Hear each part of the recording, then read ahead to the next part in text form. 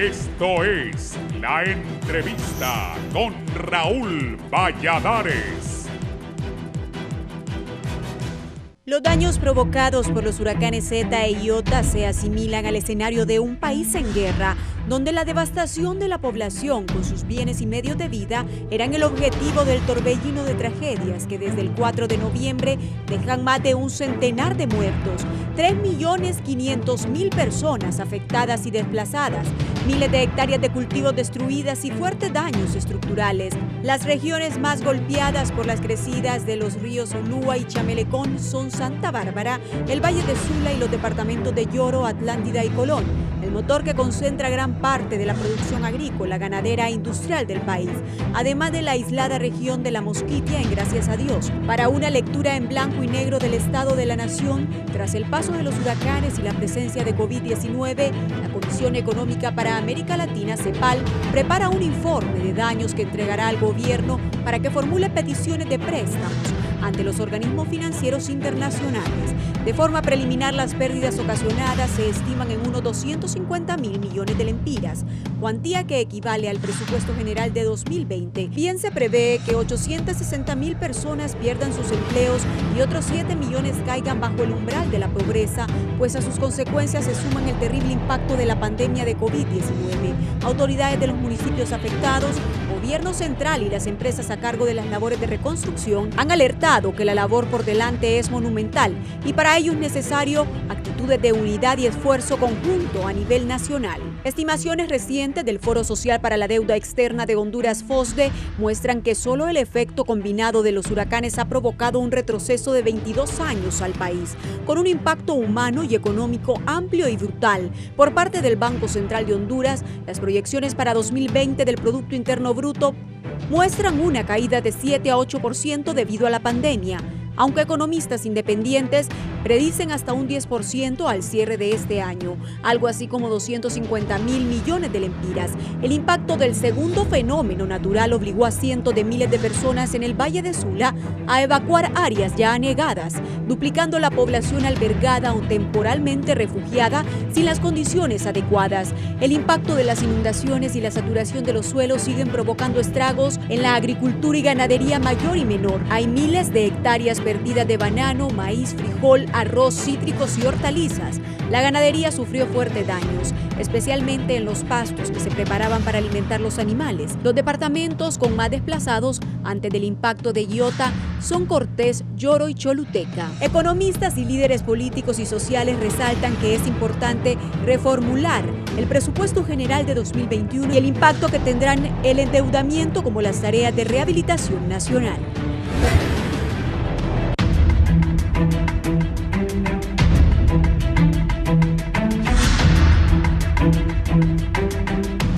Buenos días, bienvenidos a la entrevista, gracias por estar con nosotros. Les saludamos desde la capital de Honduras, Tegucigalpa.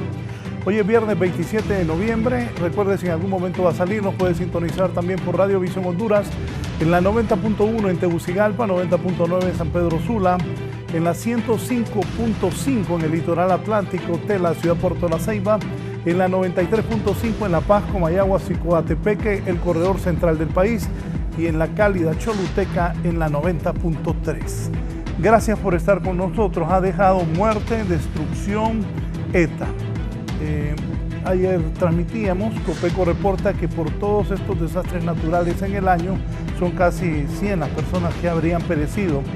Y donde más se ha afectado es en esos 15 días donde entró ETA e Iota al país, causando tantos daños. También los daños que ha causado a la producción agrícola de Honduras es incalculable y estamos en una situación difícil. De verdad que qué año más duro para todos nosotros los hondureños, y a eso súmele la pandemia del coronavirus. Ayer se habló de que todos los hondureños van a obtener gratuitamente la vacuna, dijo el presidente. Envió una moción al Congreso Nacional de la República. Eso es bueno.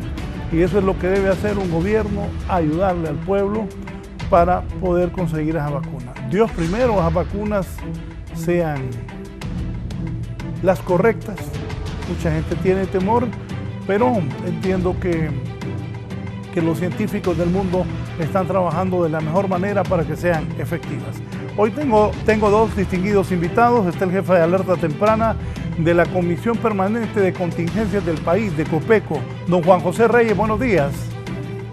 Buenos días, licenciado Raúl Valladares. Es un gusto y un placer estar en su programa. Buenos días a don Tulio Medina. Es un gusto compartir esta entrevista con usted. Y bueno, estamos listos para contestar todas aquellas preguntas y dudas, acciones de respuesta que estamos dando como institución que coordina la gestión de riesgo por afectación del huracán ETA y IOTA. Dos huracanes en 15 días prácticamente le dieron vuelta al país y nos ubicaron en una realidad a la que solo tenemos una sola salida, y es asistencia, buscar los mecanismos de rehabilitarnos lo más pronto posible y de asistir hasta el último hondureño que ha surgido afectado por estos dos fenómenos. Bien, gracias.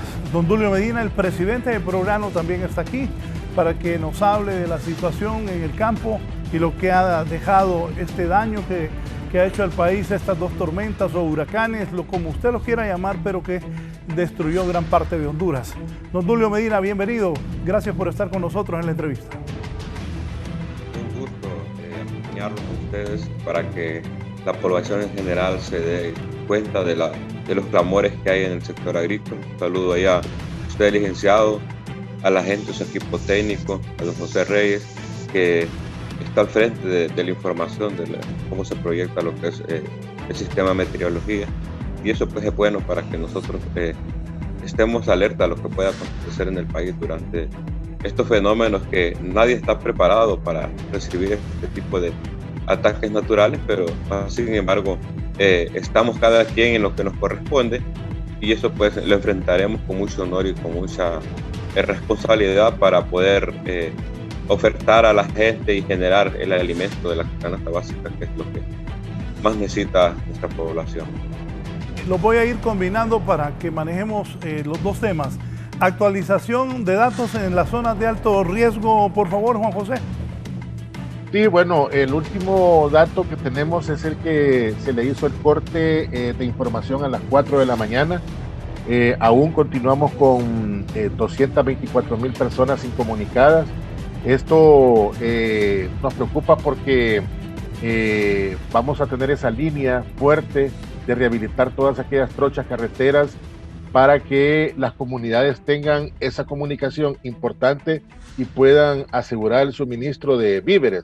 Eso es lo vertical en este momento, aparte de que es importante el restablecimiento de estas comunicaciones, porque de estas comunidades salen personas con problemas de salud, a vender la mercadería que tal vez les permite un sustento. Por lo tanto, centramos mucho esfuerzo en volver a tener estas comunidades de nuevo comunicadas. Ya tenemos 18 personas fallecidas. Ayer manejábamos la estadística de 17, hoy ya tenemos 18. Hay 2 personas desaparecidas. De momento, ese es lo oficial que nos muestra en esta estadística. Más de 902,000 personas afectadas, casi 1,000,000 de personas nos dejó IOTA. Entre los dos fenómenos sobrepasa los 2 millones de personas que resultaron afectadas por ambos fenómenos. Tenemos 25 puentes destruidos. Cuando decimos destruidos es que no tienen ya ningún tipo, no se les puede hacer ningún tipo de reparación o de rehabilitación. Estos tienen que ser o construidos de nuevo y tienen que ubicarse puentes Bailey para poder generar esa comunicación entre un punto y otro. Tenemos 24 puentes dañados que tienen que ser evaluados por expertos en ingeniería para tener claro cómo tiene que ser esa rehabilitación y que no quede alguna situación que posteriormente genere un problema. Más de 3,682 viviendas dañadas, 39,464 viviendas afectadas, 740 carreteras afectadas entre terciarias, secundarias y primarias. Todavía tenemos el aeropuerto de La Lima cerrado por los daños de inundación que recibió. Tenemos 985 albergues habilitados, una gran cantidad, donde se están refugiando más de 95,000 personas.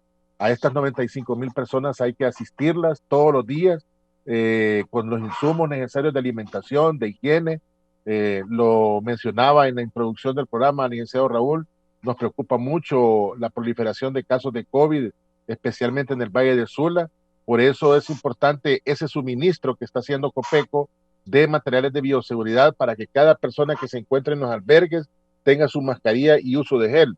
Lo que sucede es que se da un descontrol precisamente por la gran cantidad de personas que están en los albergues, salen, van a algún lugar, es común, es lógico, quieren saber cómo están las cosas que dejaron en algún lugar, si las han perdido totalmente, y esto no ayuda en nada a que no proliferen contagios de COVID. Por lo tanto, una estadística bastante preocupante. Sin embargo, la respuesta que se ha tratado de dar ha sido muy amplia a través de los organismos de cooperación, a través de la logística disponible, a través del SINAGER y las Fuerzas Armadas. Todavía tenemos objetivo primordial el rescate de personas, sacar a personas que están en lugares difíciles, totalmente inundados, y ese es el objetivo primordial. Debemos decir de que hemos tenido más o menos ya 3 o 4 días de tregua con respecto a las lluvias. Esto permite que empiece a bajar un poco el nivel de las zonas inundadas en el Valle de Sula.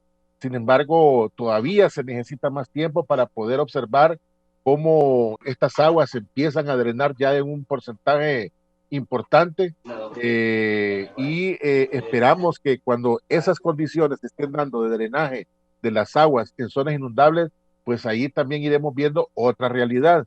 Hasta este momento tenemos esta estadística, pero a medida que las aguas vayan bajando su nivel, van a ir descubriendo posiblemente nuevos daños que no habían sido contabilizados porque no nos permitía ver el nivel del agua en las zonas inundadas, como también datos que podrían elevarse en zonas de cultivo, que no se pueden hacer evaluaciones de daños por lo mismo, porque las condiciones son difíciles, o en áreas que el acceso no era seguro por deslizamientos y por cualquier tipo de situaciones.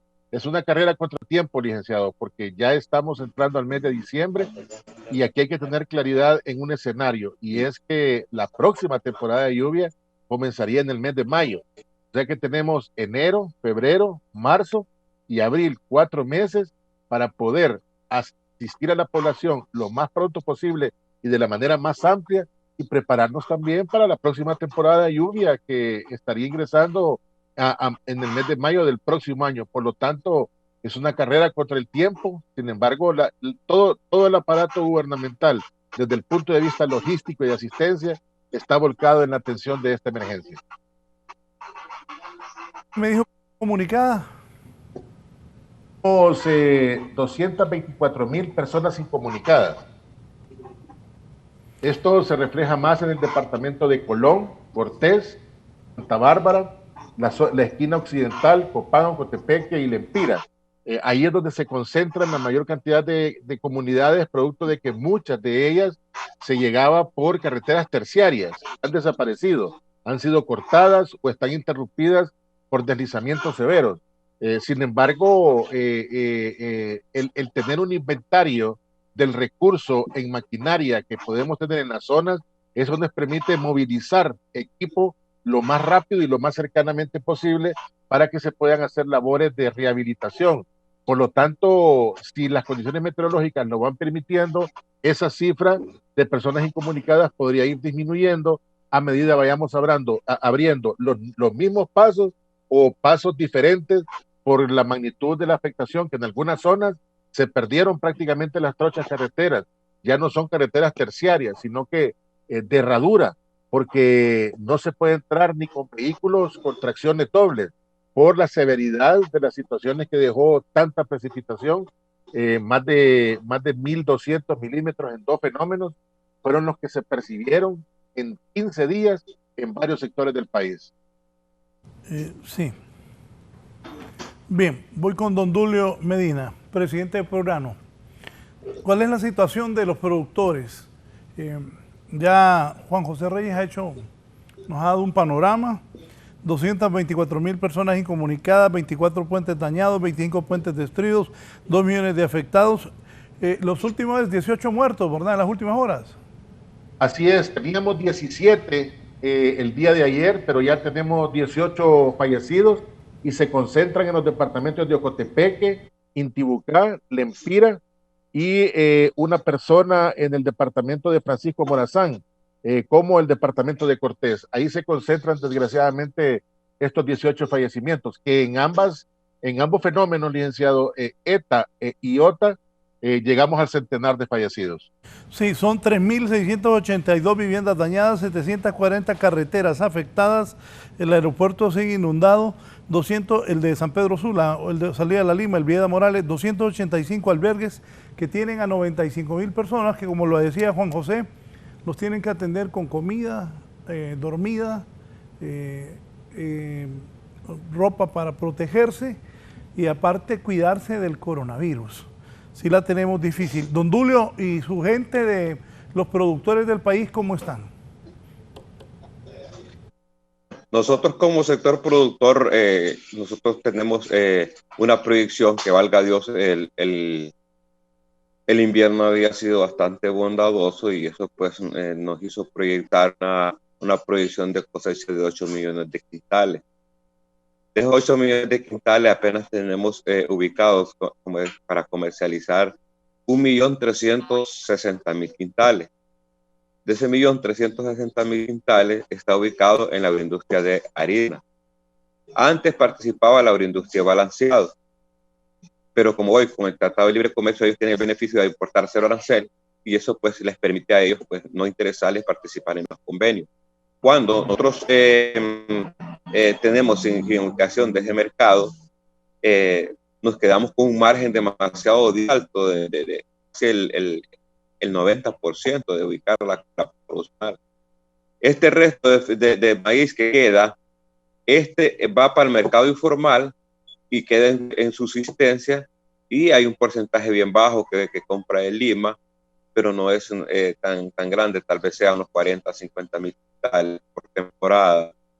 Entonces, eso indica de que el productor va a vender a 300 a 250 lempiras de maíz. ¿Eso qué significa? Que sale en rojo en lo que es la comercialización. Entonces, llegamos a los números claros de lo que es la comercialización, que son en rojo. Después viene la producción, estoy hablando de la producción de primera, viene la producción de frijol masiva, una campaña masiva del gobierno para que el productor sembrara frijol. De hecho, se demostró en los mercados principales del país cuando nosotros estábamos sembrando, entramos el 20 de julio, comenzó a bajar y a bajar el frijol a tal grado de que en 2 semanas el frijol estaba a un precio de 1.000 lempiras el quintal. De ahí bajó y simplemente a 750 lempiras el quintal. Para el productor no es rentable comercializar 50 lempiras el quintal, a 700, a 650 el quintal. Entonces, ahí estamos haciendo el gesto de subsidiar a lo que es el consumidor final. Caso que el productor final no puede subsidiar al consumidor porque estamos saliendo con números rojos. Entonces, ahí estamos demostrando que estamos saliendo con números rojos porque el Lima nos compra a nosotros casi 100.000 quintales por temporada. Entonces, eso significa de que 800, 700, 900.000 quintales quedan sin mercado, que nosotros demandamos 300.000 quintales al año y tenemos 3 ciclos por temporada. Ciclo de primera, de postrera, que es la que se perdió en su totalidad, y postrera tardía, que es la que viene a sembrarse ahorita en diciembre. Entonces, ahí quedamos al margen de lo que fue un precio halagador y no se pudo lograr. Pero en la postrera viene y se pierde todo. Yo puedo considerar en este momento de que lo que quedó de la postrera de frijol, lo más pudo haber sido un porcentaje de un 15%, porque déjeme decirles que en la práctica personal, cuando uno llega a la práctica, como ya lo dijo José, a arrancar los cultivos, porque el frijol estaba un 100% en campo cuando tuvimos la presencia de estos 2 huracanes. Entonces, cuando llegamos a la práctica de arrancar el frijol de lo que había quedado, como que cayó un agua y esa agua traía un mineral donde hizo que la planta abortara la vaina. La vaina cayó al suelo y se nació con todo y vaina el frijol. Entonces, cuando arranca toda la mata no lleva nada, frijol, tal vez unas 3, 4 vainas. Entonces, ahí se refleja un margen de pérdida de un 100%. No da ni arrancarlos. Todo el mundo está dejando los frijolares botados en los lugares donde yo he tenido monitoreo. Entonces, cuando tenemos la desventaja de bajos precios, tenemos la desventaja de que se perdió la postrera, ¿qué es lo que viene ahora? ¿Qué tenemos que hacer por el sector? Aquí ver el historial del productor, cómo viene abasteciendo o dándole cobertura de financiamiento a sus cultivos, porque déjenme decirle de que en las laderas de los ríos, Río Hato, Río Guayambre y el mismo río San Francisco, esos 3 ríos siempre había actores de que tenían sus cultivos con riego en laderas por el temor de que otros años no ha llovido. Entonces, la campaña de instalación y de apoyar a productores con proyectos de riego, eso tiene que continuar más masivo. Más masivo porque hay productores que siembran sus 3 manzanas, 2 manzanas, tienen un historial de años, de 2, 3 años atrás, para venir logrando instalar sus 3 manzanas de riego, porque una manzana de riego es bastante costosa, anda cerca de los 20,000 lempiras. Entonces, cuando nosotros nos damos cuenta de esa realidad, que el productor de 1 a 3 a 5 manzanas perdió su cultivo, que tenía su riego instalado ahí para sacar el maíz, para sacar el frijol que estaba ahorita, para sembrar ahorita en diciembre el frijol de riego, ese productor perdió ese sistema de riego. Desde ahí hay que monitorear y ver qué está pasando. Yo creo que en este sistema de que hoy estamos viviendo los productores de granos básicos, y al mismo tiempo no solo los productores de granos básicos, si litros de leche se perdieron millones, la palma, que es un cultivo más brusco, también se perdió una de las producciones de la temporada, arroz, todo lo que es producción de campo. No creo de que haya un cultivo de que haya quedado liberado. Las fincas de café quedaron muy golpeadas, se estresaron por mucha agua y los rendimientos van a golpear al sector de café. Entonces, toda esta información y toda esta redacción de que estamos cotejando de lo que eran los básicos, eso nos permite a nosotros darnos cuenta una vez más de que el productor ya no va a poder responder por deudas viejas que refinanció en Banadesa o que está refinanciando en Banadesa, que ha tenido decretos importantísimos que han llevado de la mano con el mismo gobierno actual, que nos han impulsado los del Congreso, que el ministro está en el momento nos ha apoyado de una forma bastante poderosa. Ese sistema de repente ya no está dentro de esa capacidad del sector productor, básicamente de granos básicos, porque ese cultivo hay que sembrarlo y echarlo a la producción y lo cosechó, volver a sembrarlo. No así como el café, la palma, que de repente si sobró un pedacito, pues se sigue dándole sostenibilidad y sigue para el siguiente año a dar producción. Es bien difícil hoy por hoy cómo ha quedado los sectores y básicamente granos básicos. Hay productores de ganaderías que la perdieron totalmente. Ese productor hay que verlo y hay que monitorearlo a ver en qué sentido se lleva de la mano junto con el gobierno y ver cómo implementar un nuevo esquema de reactivamiento del sector, porque eso es lo que necesitamos. Y para entrar nuevamente a una temporada de invierno necesitamos hacer un rastreo y un monitoreo, porque nosotros estamos a 10 o 15 días de volver a entrar a siembra de frijol, para que la población, para que la población no se quede sin oferta nacional, porque Nicaragua entra a sembrar el 20 de diciembre hasta el 15 de enero.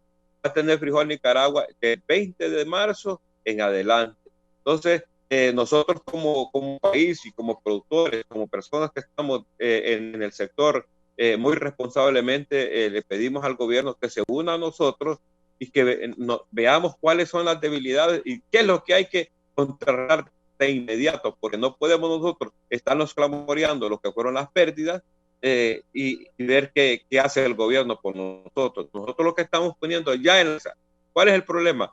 Ver el sistema de los decretos que se han ido celebrando, si está dentro de la capacidad del productor, sí o no, y ver cómo se sanía eso, cómo echamos a andar a la nueva época de siembra, de riega ya del 10 de diciembre en adelante, hasta el 25, porque si dejamos pasar esas fechas, el cultivo no cumple su ciclo final y se llena de plagas, de hongos y bacterias, donde volvemos a cazar por cuestiones de manejo. Don Tulio, pero Sí. dígame algo, ¿quiénes perdieron todo? Porque también hay que hacer conciencia para que el gobierno sepa quiénes perdieron todos, quiénes rescataron su poquito y quiénes todavía tienen su producción. ¿Cuál es el monitoreo que tienen ustedes en el país con los productores?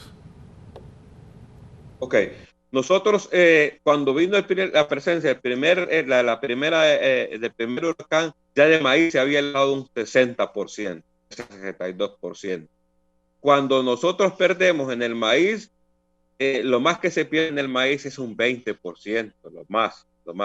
Porque se pierde la mitad de ahí y la otra mitad que es en bodega y la otra apenas en campo y logramos perder un 20%. En el frijol, si está alguien, productor, mirándome en este momento, yo le aseguro a decir que del frijol, de un porcentaje donde nosotros teníamos que ver proyectado ya en quintales, porque nosotros tenemos referenciadas en este momento 24,000 manzanas de maíz y las otras están así solo verificadas, pero georreferenciadas y identificadas con GPS, lo tenemos esa cantidad de maíz. De frijol, lo que teníamos que producir para mantener la sostenibilidad a la demanda del consumo final era una producción de 100,000 quintales. Yo le aseguro a decir que si en esta temporada sacamos 80,000 quintales, es mucho. Entonces ahí estamos cosechando lo más un 10% de lo que es lo que va a ser la postrera, lo que va a dar la postrera, porque en realidad es un alto porcentaje. El promedio de productores de frijol está entre 3 a 7 manzanas. Ahí están los promedios. Entonces, este productor, en su mayoría, le va a decir que perdió todo. En su mayoría. Y si hay un porcentaje mínimo que considero yo que pueden dar un 8 o 10% para cumplir. Mi preocupación es la siguiente, que no se quede sin sembrar en este mes de diciembre y que no tengamos como ofertar frijol en el mes de febrero y marzo, que es ahí donde va a caer el vacío de que no va a haber oferta de frijol. Y es donde está la preocupación. Hay el maíz. El maíz. En el maíz, como ya le había indicado yo, de que le habíamos levantado un 60% de la producción, ese 20% que se perdió es manejable, los parámetros. Y el porcentaje se le va a compensar de la buena que por otro lado tenemos nosotros que hoy las industrias tienen el beneficio del Tratado de Libre Comercio, pueden exportar cero arancel. Por eso, de hecho, nosotros no pudimos comercializar con la agricultura de balanceados porque ellos ya tienen ese beneficio. No les interesa la producción nacional. Yo tuve una oferta de una agroindustria de pagarme a 260 lempiras el quintal, que es un productor con promedio de 80 quintales por más, 200, 300 lempiras producir un quintal de maíz. Entonces, no así con el precio de las harinas, que tenemos precios de 400 lempiras el quintal. Entonces, en el maíz no estamos tan mal porque si ellos importan y el gobierno no tiene nada que ver porque ya está a la libre. Igual que el arroz, ya en el 2023 entran a la libre también. Donde está el problema es en el frijol, porque el frijol perdemos la cosecha porque estaba 100% en campo de la postrera. A Dios gracias que teníamos nosotros una sobreproducción de primera y quedó un remanente de primera que aún no se había colocado, y en Lima tenía más de 100,000 quintales de reserva estratégica. Cuando nosotros tenemos esa ventaja, no va a golpear tanto en estos momentos, sino que lo que va a venir a golpear es si no producimos el ciclo de postrera tardía, porque nosotros producimos primera, postrera tardía. Entonces, en el frijol sí. Y yo el maíz no me preocupa tanto, porque es cierto que el maíz blanco está protegido, el maíz amarillo está desprotegido, pero ya como pueden ver ustedes en los mercados, harina de maíz amarillo, eso pues viene a dar un poquito de oxígeno de oferta sin ninguna dificultad. En el tema que nosotros estamos complicados es en el tema de lo que es la producción de frijol, porque en Centroamérica. El presidente de Estados Unidos, Donald Trump, declaró que la próxima semana hará el despliegue de la operación Warp Speed para la entrega de dosis en el país. Diferentes medios locales de Estados Unidos señalan que el presidente Donald Trump ha declarado que la próxima semana inicia la entrega de la vacuna contra el COVID-19 a través de lo que llamó la operación Warp Speed, velocidad de deformación. La entrega de dosis de la vacuna contra el coronavirus se enviaría primero a trabajadores de primera línea, personal médico y personas mayores, explicó Trump, según informan medios norteamericanos como el portal LifeSquawk y FX Street. La semana pasada, Pfizer y su socio BioNTech solicitaron una autorización de un uso de emergencia de la Administración de Alimentos y Medicamentos para su vacuna COVID-19.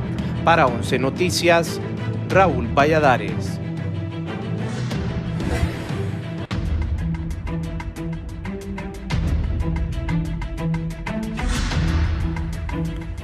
Bien, así quedó un sector de Santa Bárbara.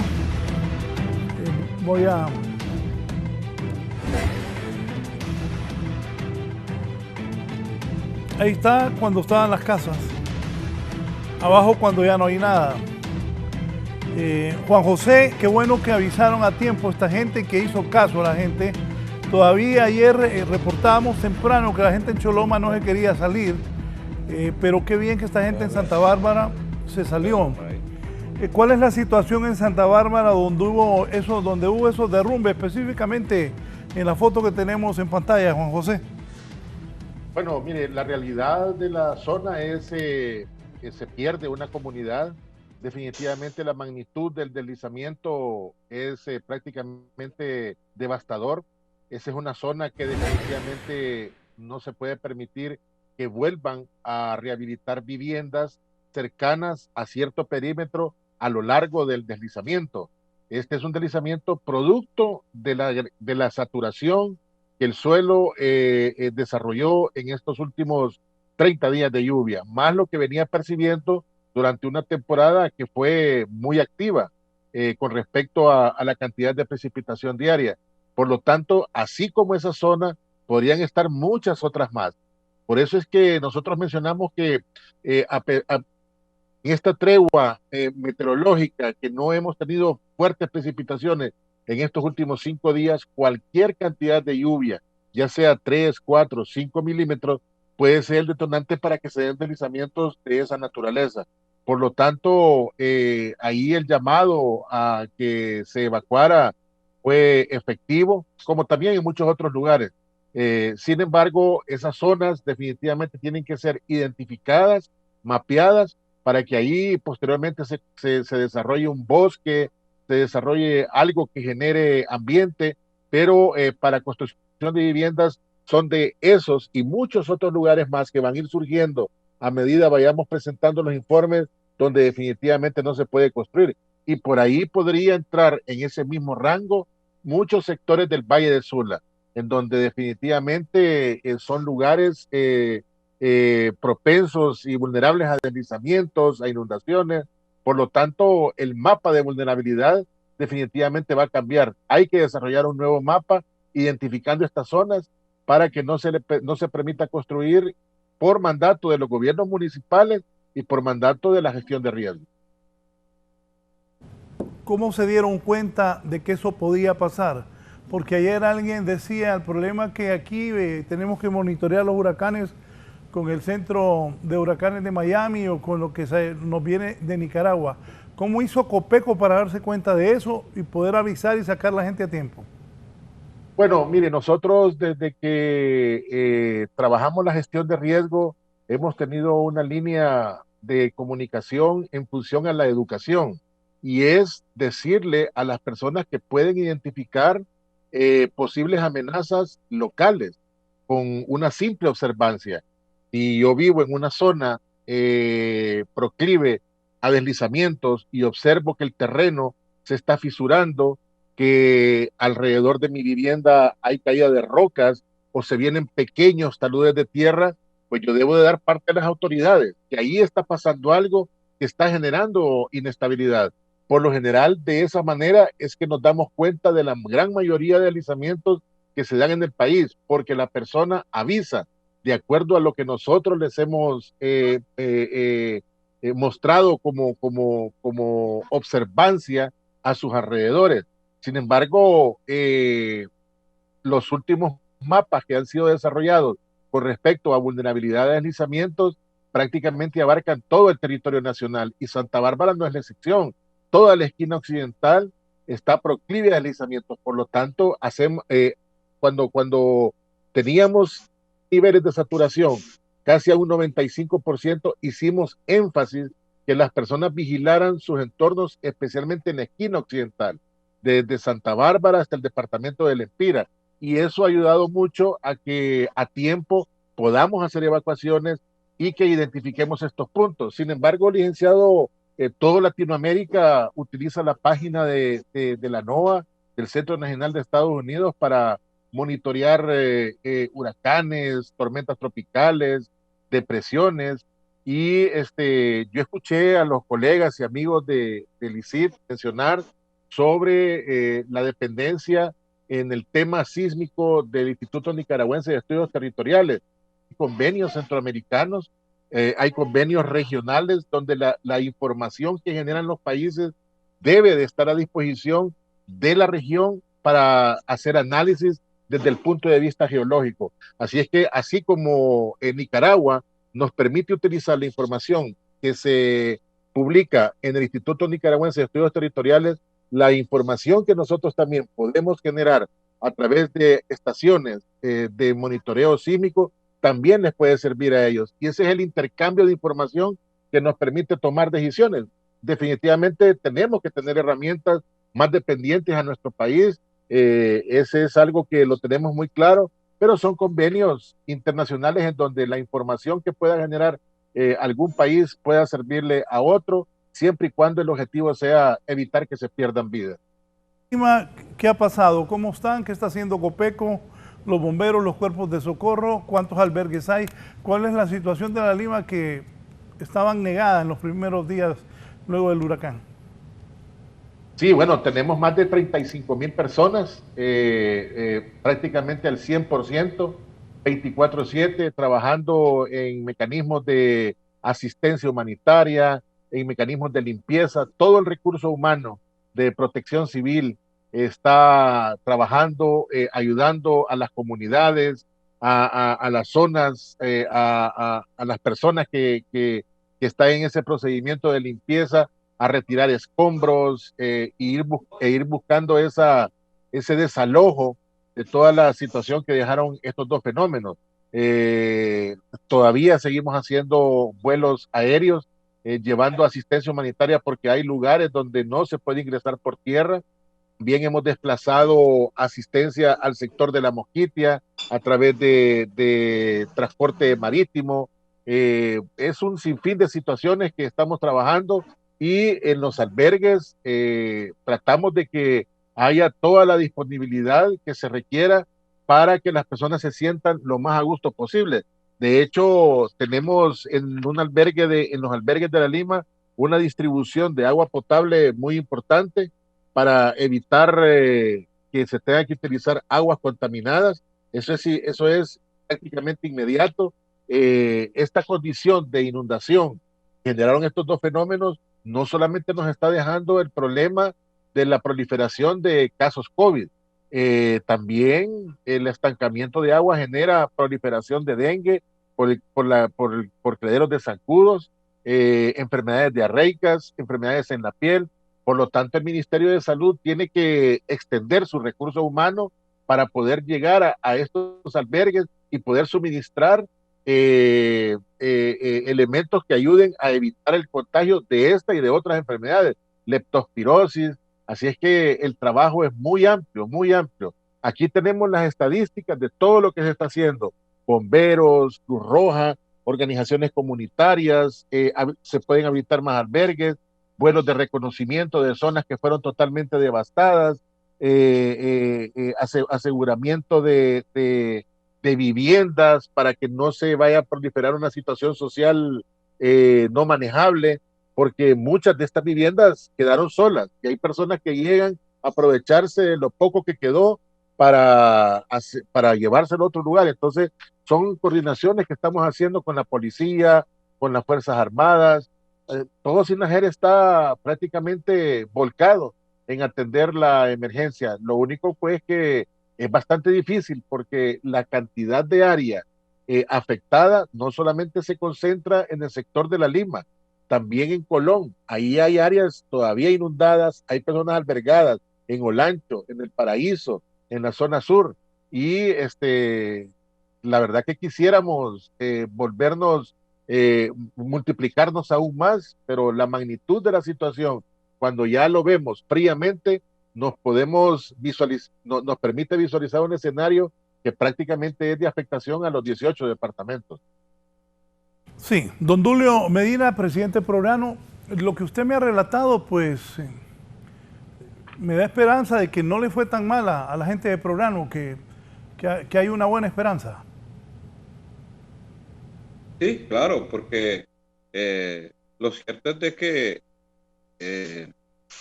aquí hay dos realidades, pues en el sentido de que cuando la gente trabaja genera respuestas, pero cuando entramos a una realidad de que nuestra producción nacional se viene abajo y eso por ataques de fenómenos naturales, pues eso queda en rojo. Y otra cosa son los precios.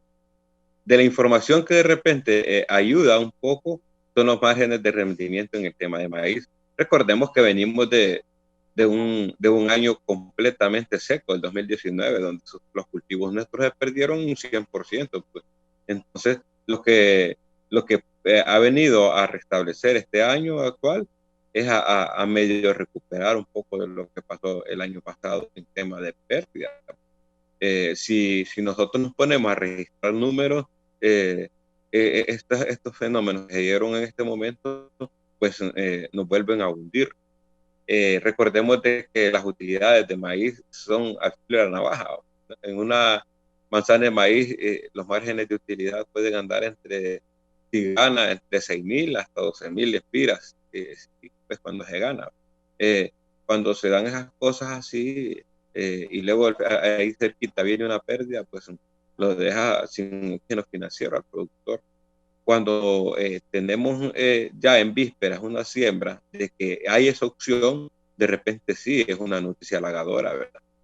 Pero déjeme decirle de que ya identificadas como programa nacional en el departamento en uno de los lugares y los sectores de Olancho, como lo es también El Paraíso, ya llevamos identificadas más de 1.000 manzanas con riegos, un sistema de riegos destruidos.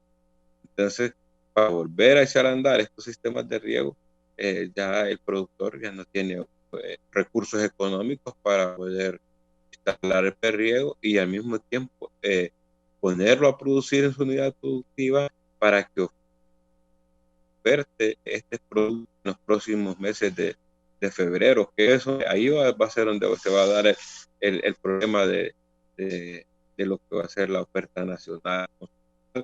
El sistema productivo, si usted lo pone a producir y se le responde, porque ya lo demostramos nosotros. Si llegó a la libra de frijoles, en junio la libra de frijoles estaba a 28 y 30 lempiras.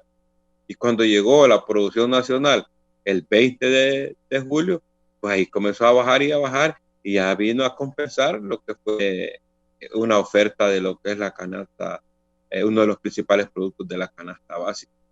Imagínense que el frijol, el maíz, es uno de los productos que si sube no tarda mucho para volver a bajar. Entonces esas son las grandes desventajas que tiene el productor.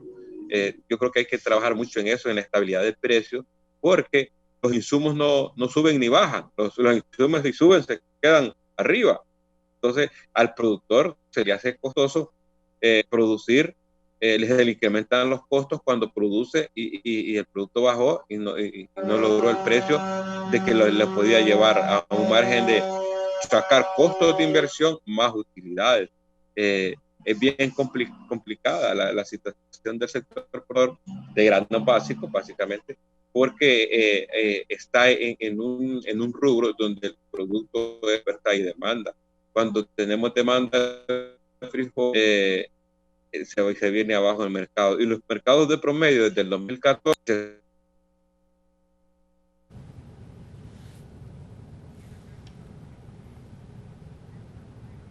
una oferta nacional donde permitió que el productor estuviera abasteciendo al consumidor final desde aquella época hasta ahorita de que se dio este problema del 2020. Entonces, cuando eso quiere indicar de que el productor nacional ha estado cumpliéndole a la demanda que tiene el país de más de 2 millones de quintales de petróleo. Pero desafortunadamente los precios no están a la altura para seguir motivando al productor nacional de que se queden ahí en sus unidades productivas produciendo, porque el productor que se sale de sembrar granos básicos o que sale de cualquier rubro del sistema agrícola, ese no le regresa porque viene muy golpeado con muchas pérdidas.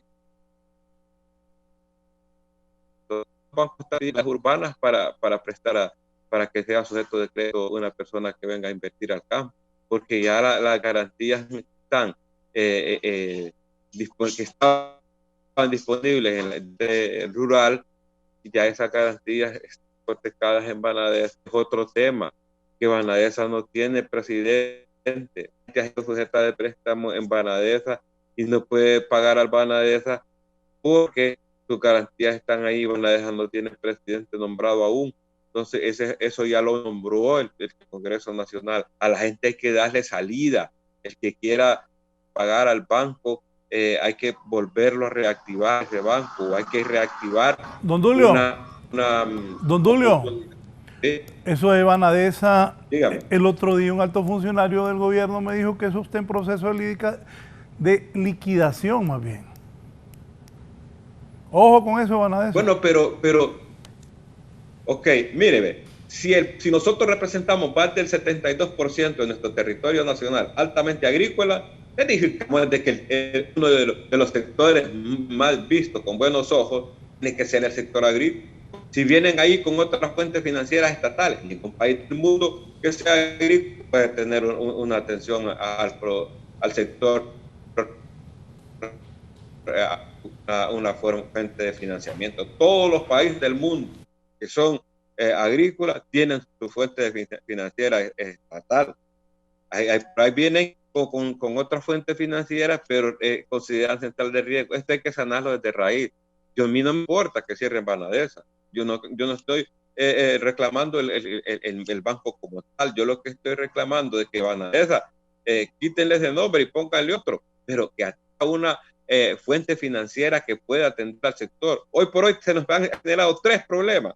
Mire, el endeudamiento que queda en Banadesa del productor, porque hay gente que fue sujeta de crédito en Banadesa, que son 88 créditos que generan casi 800 generados a funcionarios que ni expedientes organizados con un respaldo de salud. Todo ese historial yo lo tengo, tengo toda la proyección de la cartera de Banadesa, pero ¿cuál es el problema?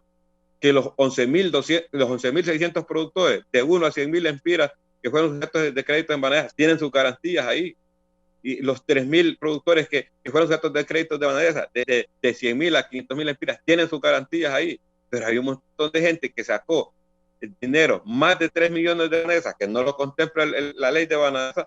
Esa gente no tiene ni garantías estipuladas ahí. Entonces ese es el problema de Banadesa. Los productores no tenemos que ver a Banadesa. Entonces hoy tenemos 3 problemas generados ya. Mire, tenemos el endeudamiento en Banadesa, tenemos endeudamiento en casas comerciales ya, y tenemos endeudamiento en bancos privados. ¿Por qué razón? Porque no hay una fuente financiera. Banadesa fue que miraron con buenos ojos políticos con influencia política y se fueron a sacar el pisto.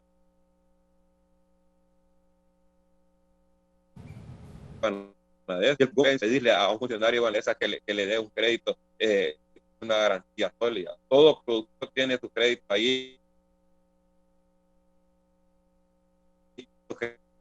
No, el gobierno seguro y la población también está segura de eso. Y si están en proceso de liquidación es para poder hacer lo que 88 créditos que fueron sujetos de crédito, unos de 50 millones, unos de 60 millones, de 20 millones. Entonces, ese es el problema.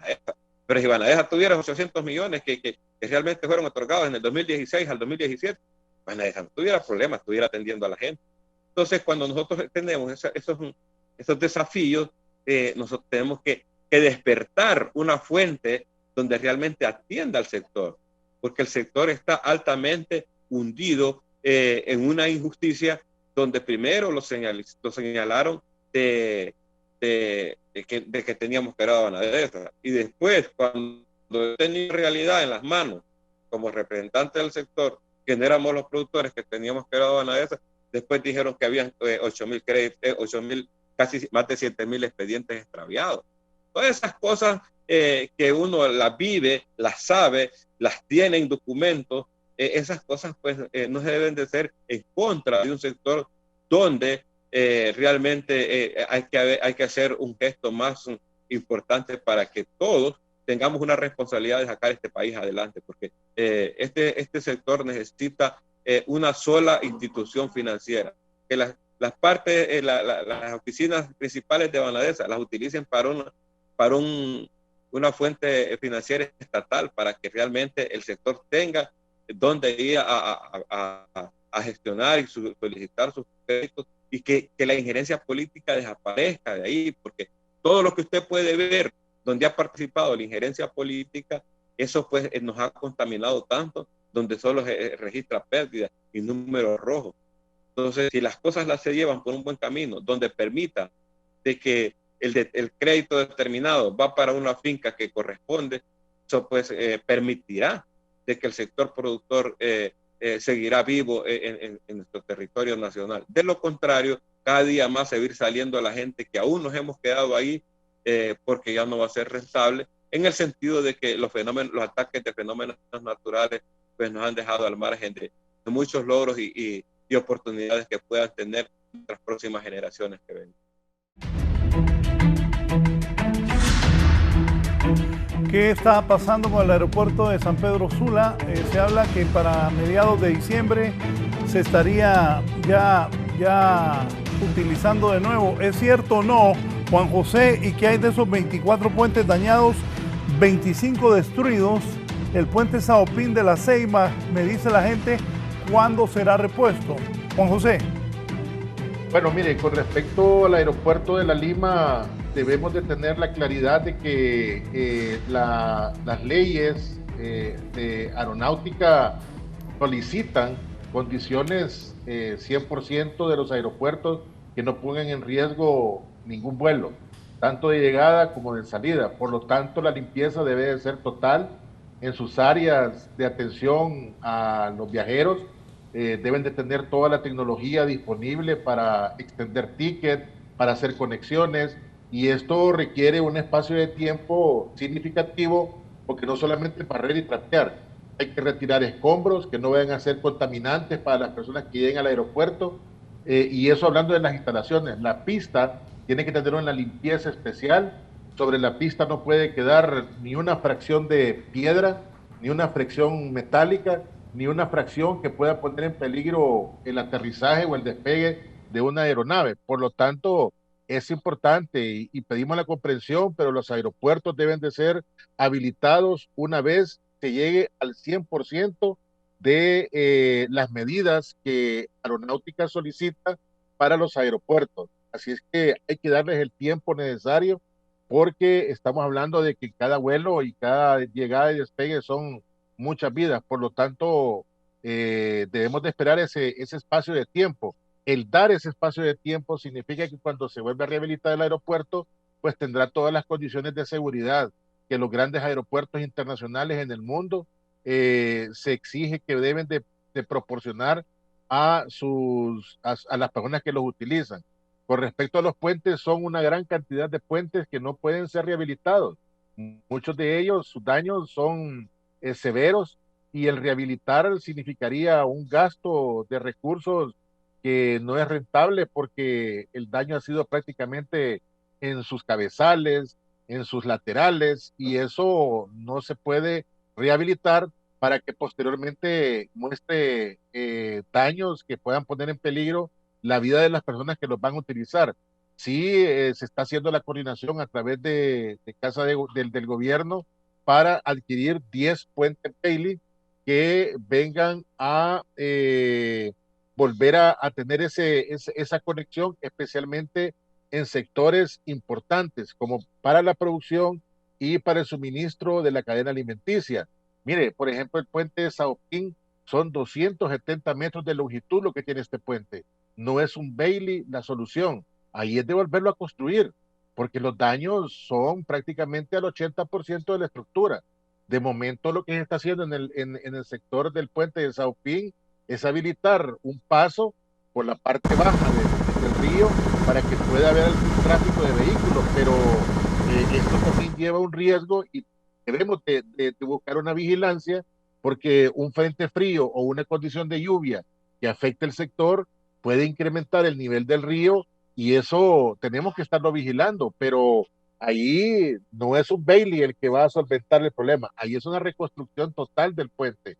Y así como ese puente, hay una gran mayoría que deben de ser totalmente construidos en su totalidad.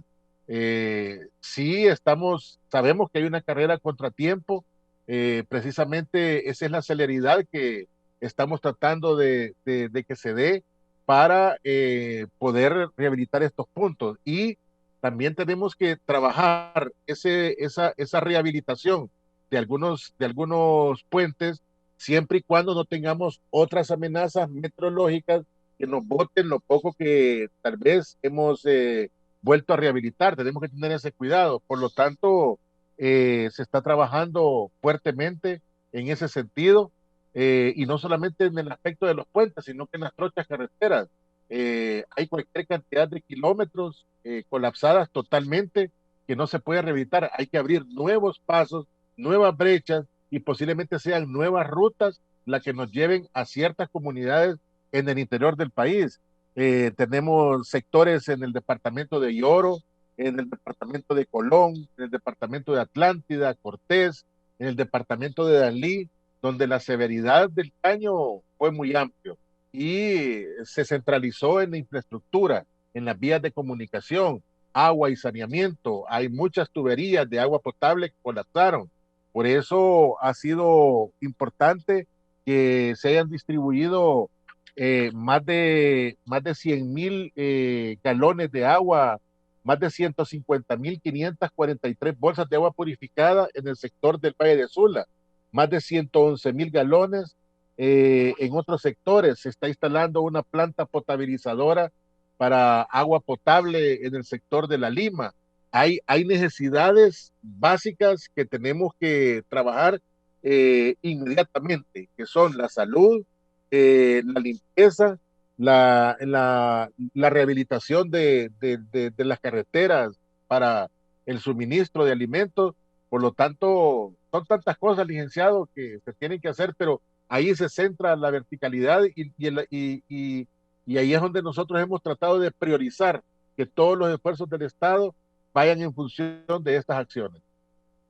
Hace un rato me dijo que están enviando comida a la Mosquitia, pero ¿qué se está haciendo por la Mosquitia? Hay albergues allá.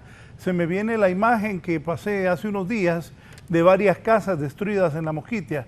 ¿Qué de la Mosquitia? Sí, ahí tenemos representatividad de organismos internacionales que están colaborando en el manejo de albergues. Sí hay albergues habilitados, hay daños a viviendas, especialmente en sus techos. De hecho, también tenemos daños a estructuras de educación, como colegios, donde sus techos fueron desprendidos en su totalidad.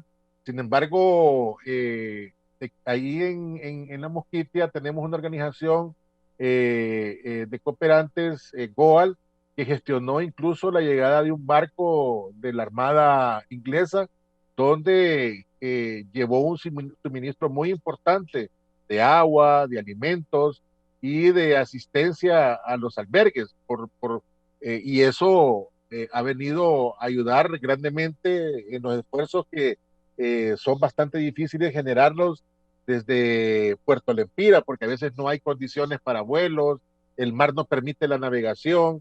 Sin embargo, ellos pudieron hacer esa coordinación con una embarcación de la Armada Inglesa que se encontraba cerca y se pudo llevar esa asistencia a poder minimizar el impacto de los hermanos de la Mosquitia, que sabemos no tuvo una severidad como la que podríamos haber pensado en un principio. Sí hay daños, sí tuvieron inundaciones, pero consideramos de que no han sido tan severas como las que estamos viendo en el Valle de Sula. Eso no quiere decir que no se van a atender.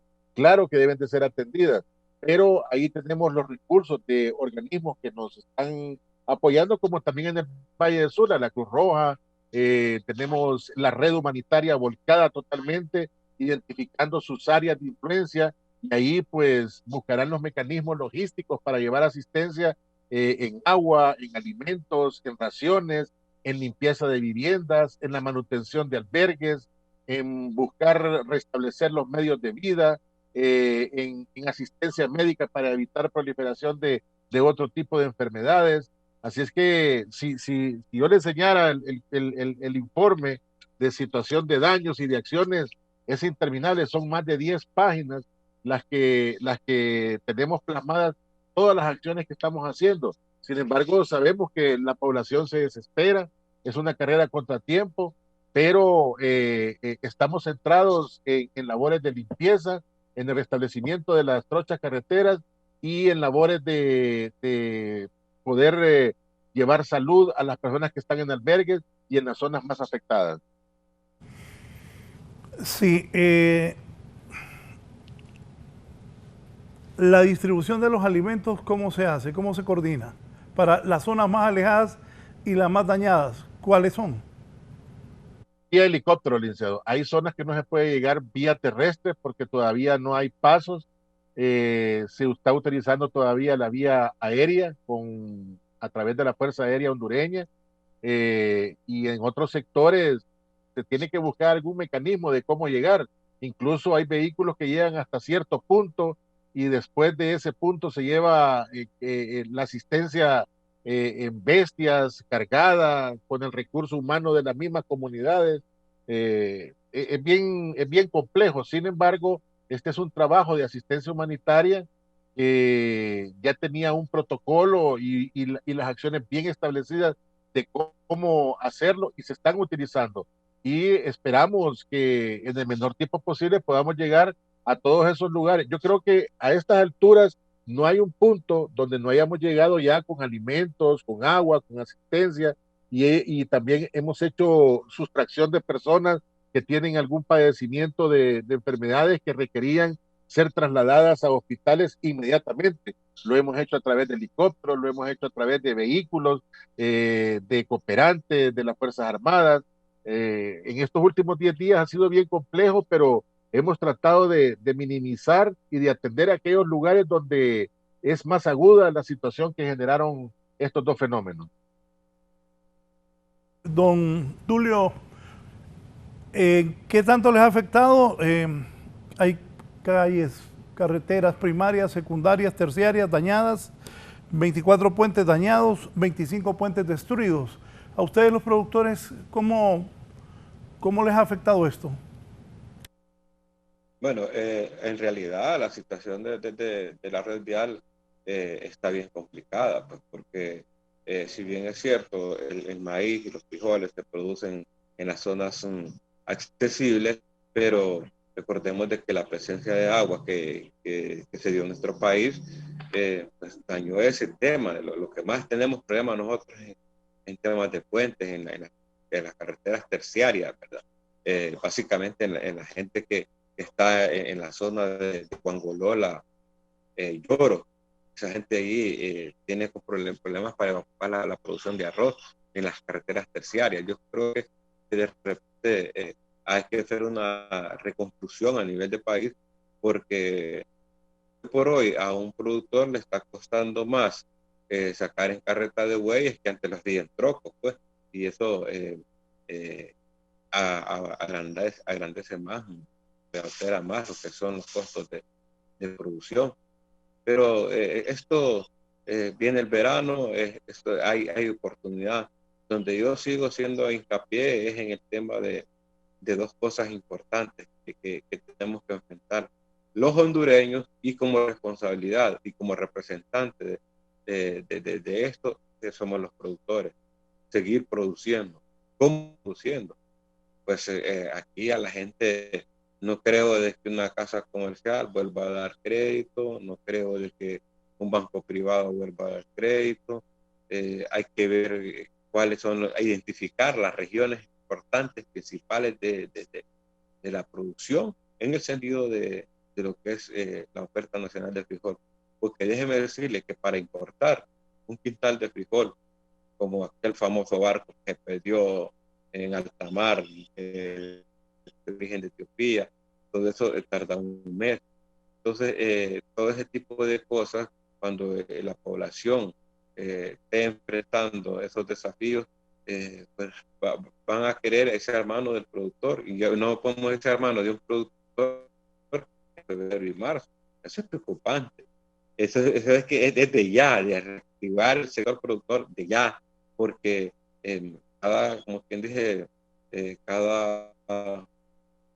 como quien dice en su finca, pues, y esto pues nos pertenece a nosotros, levantar la mano y decir a la población en general, tanto al gobierno como al consumidor, aquí estamos presentes nuevamente, como lo dijimos cuando veníamos de una sequía del 2019 para entrar a la producción nacional de maíz y frijol en la temporada ahorita de 2020, y respondimos a tal grado de que todavía hay oferta de frijol, y eso pues no tenemos que dejarlo desapercibido, porque no tenemos tiempo.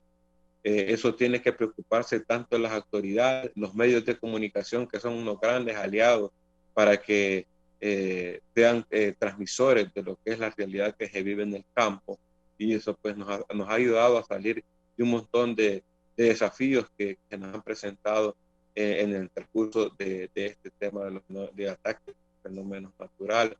Entonces, lo más preocupante es eso, el tema cómo poder entrar a un nuevo ciclo de siembra.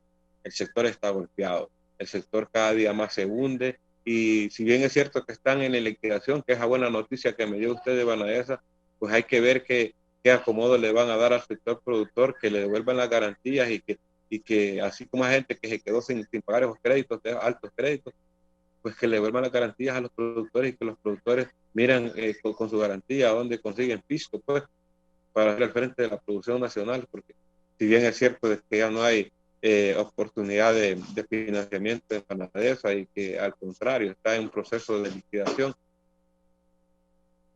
sí, pero se necesita serio para poder nosotros identificar, y al mismo tiempo que ponga la habilidad para poder entrar a un nuevo ciclo de siembra, porque eso sí es preocupante, licenciado. Y yo se lo aseguro a la población y los consumidores que me están viendo, que es su mayoría, nosotros tenemos que entrar a siembra nuevamente de frijol en las próximas 2 semanas.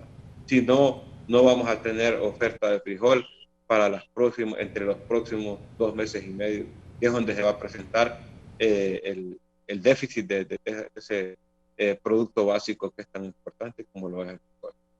Sí. Muchas gracias, don Dulio Medina, presidente del programa, por su participación esta mañana. Muy gentil. Tenía para el resumen noticioso a Shirley Martínez, pero voy a ir con ella antes de despedir a Juan José Reyes para que Juan José vea lo que está pasando. Se encuentra en el albergue de Expocentro, donde los damnificados se quejan por falta de alimentos. Bueno, más adelante, en el resumen, Juan José, ¿cómo se está monitoreando la buena operación de los albergues, de la entrega de alimentos, de la entrega de las cosas que le dan a los damnificados? Y también dígame, el presupuesto de aquí ya estamos terminando, hoy es 27 de noviembre, faltan 4 días.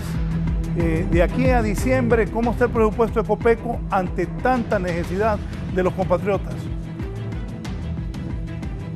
Bueno, el presupuesto de Copeco es bastante limitado. Quisiéramos tener un presupuesto que nos permita articularnos con una mejor rapidez y efectividad en la atención de estas emergencias.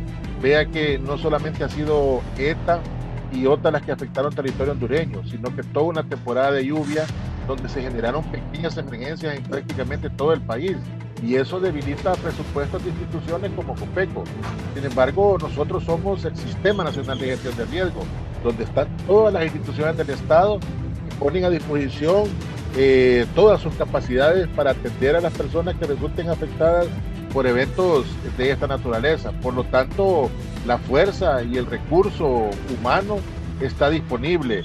La fuerza del equipo que se necesita para rehabilitar sectores lo tenemos. Quizás no el ideal, pero podemos dar una primera respuesta. Sin embargo, en el aspecto presupuestario también nos apoyamos muchísimo con la cooperación internacional. Muchos gobiernos que están poniendo a disposición recursos para asistencia humanitaria. El gobierno de Israel va a hacer una incursión importante en la zona norte con asistencia humanitaria, potabilización de agua, son expertos en ese sentido.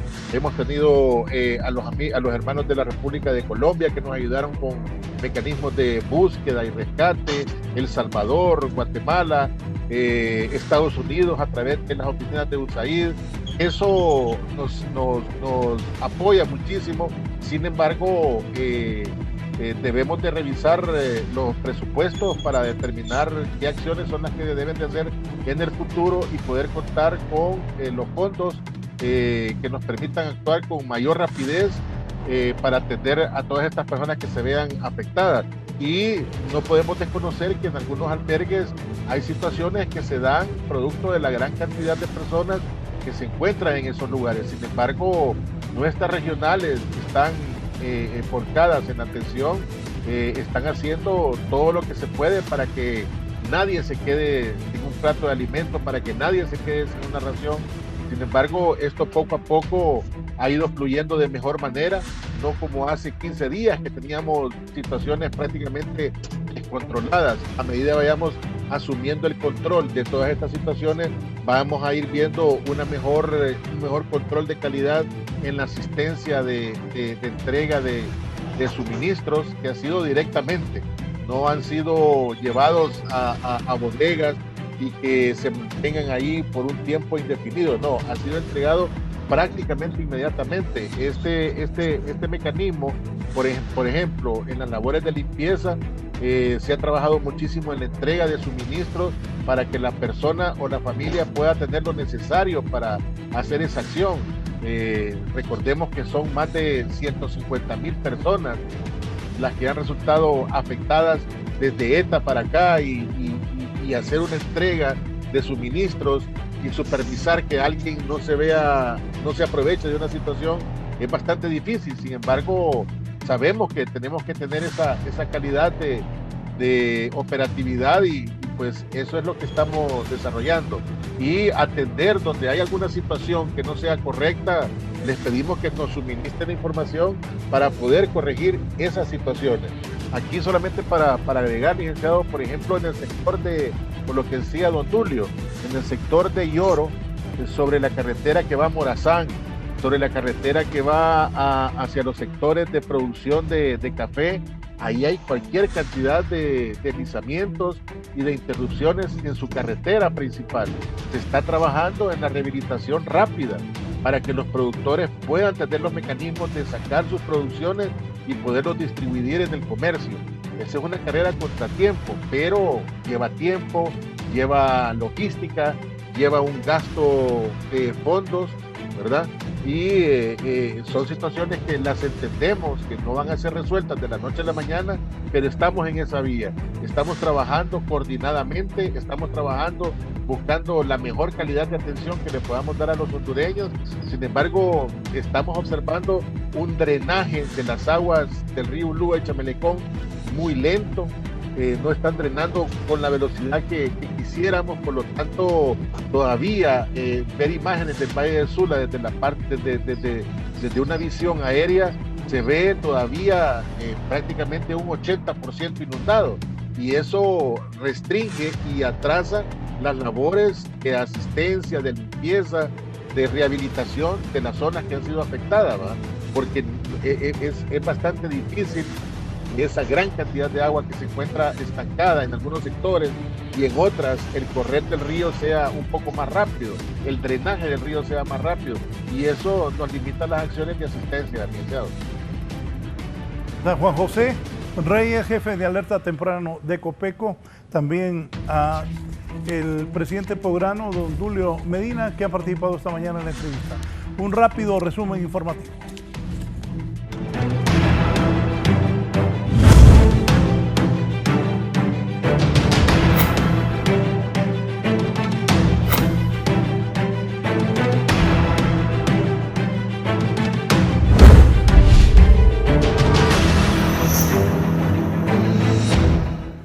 Decía que hay problemas en el albergue de Expocentro.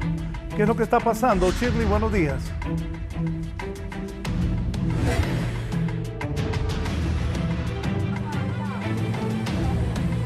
Buenos días, licenciado Raúl Valladares, en el foro La Entrevista, y es que pues me encuentro justamente en la entrada del albergue de Expocentro de la ciudad industrial, donde pues los albergados tienen muchas denuncias, entre ellas pues mencionan que en horas de la noche un camión les vino a dejar multitudinaria alimentación. Sin embargo, los encargados del albergue al parecer iban a agarrarlos y se armó un zafarrancho por ellos proteger esta comida que venía directamente hacia ellos. Vamos a conversar con algunos de los afectados para que nos amplíen con respecto a qué es lo que pasó. Cuéntenos, ¿qué es lo que pasó en horas de la noche? ¿No les querían entregar el alimento que Copeco les había recibido? Sí, Copeco vino ayer con 50, 60 bolsas solidarias y dijeron, esta comida es de ustedes, no se la dejen quitar. Vino la abogada Leslie Navarro y dijo que la metieran para adentro, y mire, uno ya está cansado, uno ahí mira que entran provisiones, que entran de todo, y ahí a nadie le da nada, En estos momentos ustedes han querido conversar con los medios y no les permitieron. Mire, aquí está el portón cerrado, dicen que no, aquí no dejan de entrar a nadie. Ajá, ahora que nosotros tenemos todo afuera, que los queremos ir a la verga, no los dejan de entrar, no los dejan salir. Las camas los donaron a nosotros, los guardias dicen que no, quizás las quieren robar para ellos. La ministra de Salud dijo, esas camas son suyas para que se las lleven, día porque ustedes tienen bebé. ¿Aquí no les han brindado alimentación? No han venido desde anoche que vinieron. Sí. Bien, bueno, esta es una de las problemáticas que se está suscitando en estos momentos en un albergue sanpedrano con respecto a que las personas damnificadas están mencionando que no se les ha brindado alimentación, y ayer que les había proporcionado las autoridades de contingencia, pues los administradores del albergue no quisieron entregarles la misma. Con este reporte retorno con ustedes al foro. Buenos días. Juan José Reyes de Alerta Temprano vio esto para que ponga su mano de ayuda ahí en este albergue Expocentro. Aquí en Tegucigalpa, en el Centro de Salud Alonso Suazo, estamos abarrotados de compatriotas que andan buscando ver mejorar su salud. Giovanni.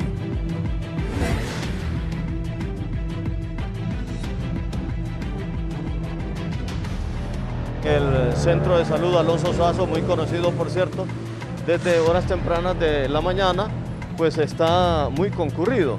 Es inusual que a esta hora todavía la gente pues esté realizando la fila para poder ingresar.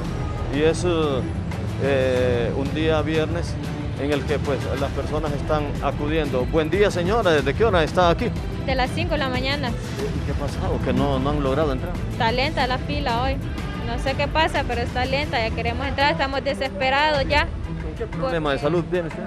No, yo consulta general. Gracias a Dios no es nada grave.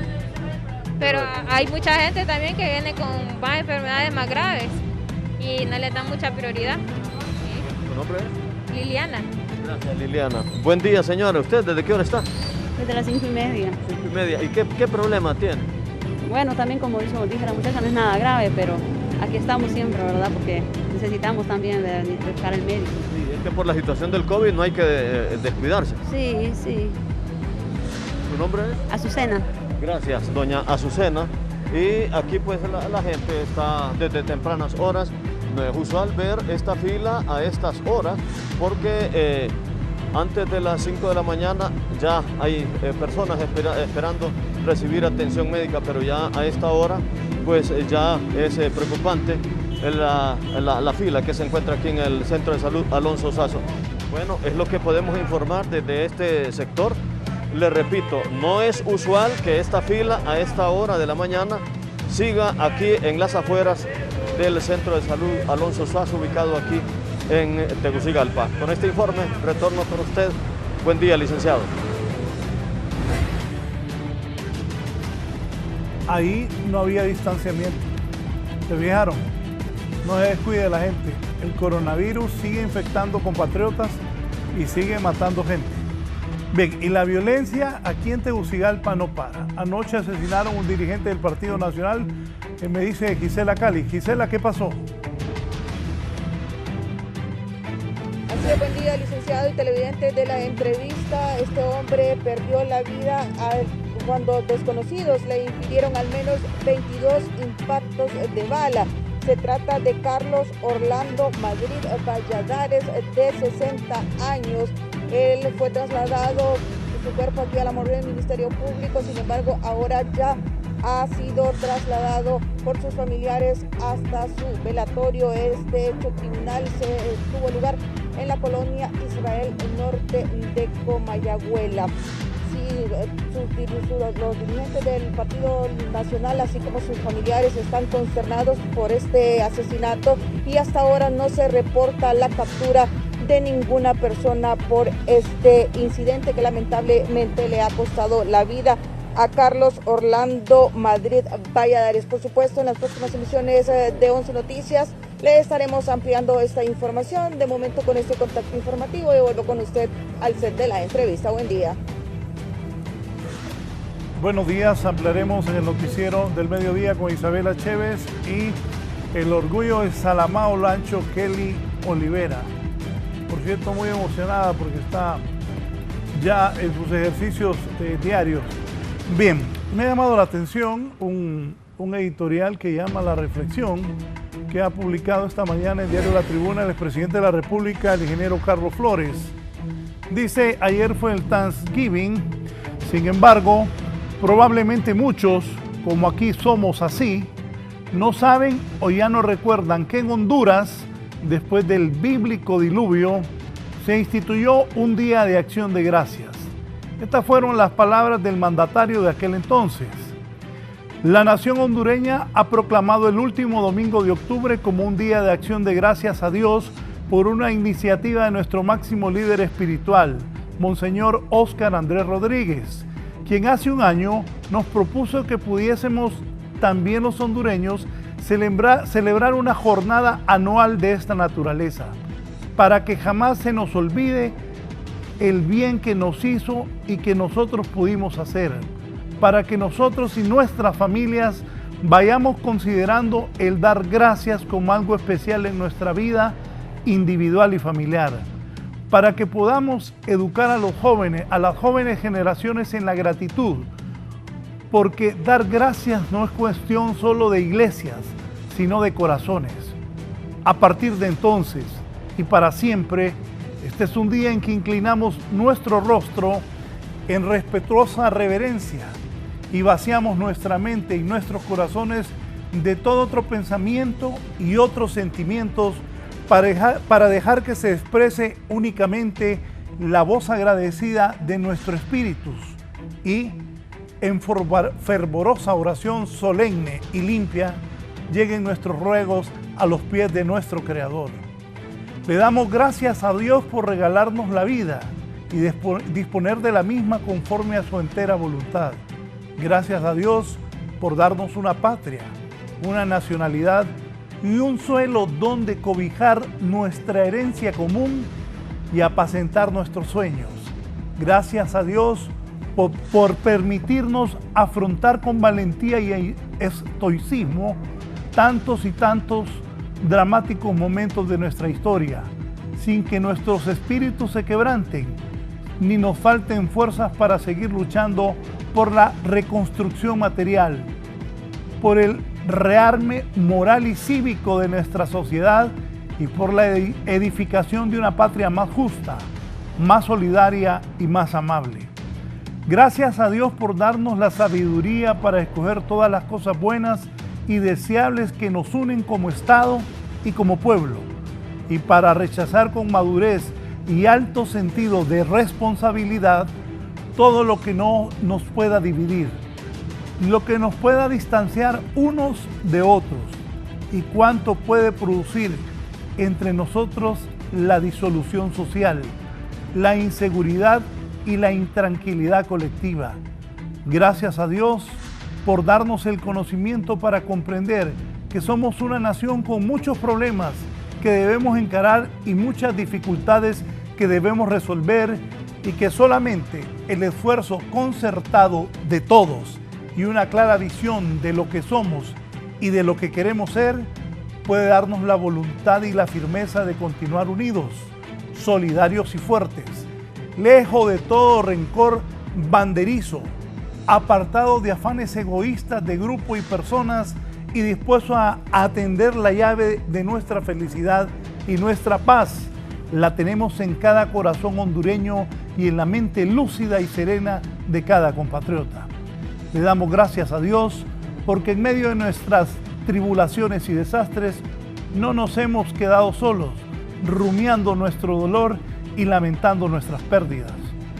De todas partes del mundo hemos recibido voces de aliento que nos piden no desmayar, ni quedarnos de brazos cruzados, ni esperar que otros hagan por nosotros aquello que solo nosotros, porque se trata de cosas nuestras, tenemos el deber de hacer. Gracias a Dios, porque entendemos que hemos podido contar con la solidaridad de los gobiernos y la generosidad de pueblos amigos a cambio de esforzarnos por trabajar cada día más y hacer lo que hacemos cada vez mejor. Ser honrados y transparentes en nuestra vida pública y privada, ofrecer al mundo nuestro ejemplo de laboriosidad y confianza, de optimismo y de constancia, de armonía social y de capacidad para colocar los intereses de la nación y de la comunidad por encima de todo lo demás. Gracias a Dios por nuestros niños, nuestras mujeres y nuestros ancianos, porque los frutos de nuestra tierra se multipliquen y no falte el pan en la mesa de los pobres, ni la justicia a los que claman, ni la esperanza a los que sufren. Dios no quiere para nosotros una patria de excluidos, ni discriminados ni miserables.